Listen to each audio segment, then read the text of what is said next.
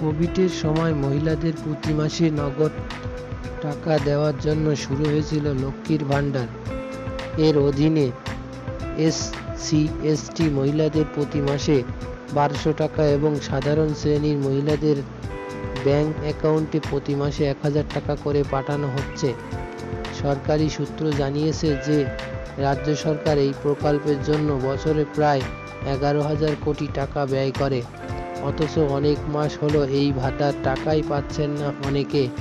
সঙ্গে যারা বার্ধক্য ভাতার অনুদান পান তাদের ব্যাংক অ্যাকাউন্টেও ঢুকছে না টাকা।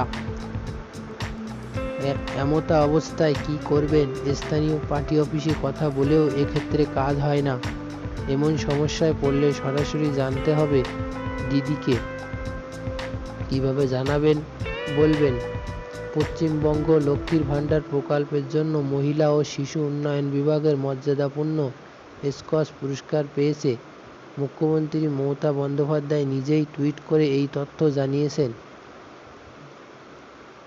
তিনি বলেছেন, এই সম্মান তার সরকার ও রাজ্যের প্রায় 2 কোটি মহিলার জন্য যারা এই প্রকল্পের মাধ্যমে ক্ষমতায়িত হয়েছে। নারীর ক্ষমতায়ন সরকারের অগ্রাধিকার। আর এই স্কচ পুরস্কার কেন দেওয়া হয় বা কারা দেয় জানেন তো? স্কচ অ্যাওয়ার্ড দেওয়া হয় শাসন, অন্তর্ভুক্তিমূলক প্রভৃতি, প্রযুক্তি, ব্যবস্থাপনা, কর্পোরেট নেতৃত্ব, নাগরিক সেবা প্রদান ও সক্ষমতা বৃদ্ধি এবং ক্ষমতায়নের জন্য।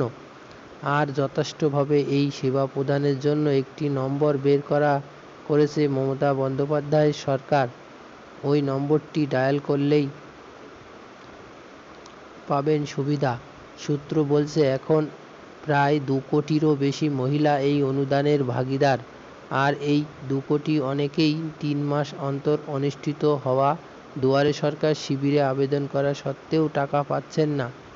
এপ্রিল থেকে যেখানে অনেকেই হাতেই এসে গিয়েছে 1000 থেকে 1200 টাকা, অথচ গত সেপ্টেম্বর ও ডিসেম্বর মাসের দুয়ারে সরকার শিবিরে আবেদন পর থেকে 1 টাকাও পাননি অনেকেই।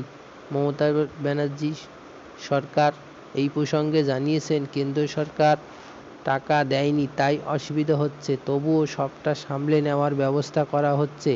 এর জন্য একটি হেল্পলাইন নম্বর চালু করা হয়েছে।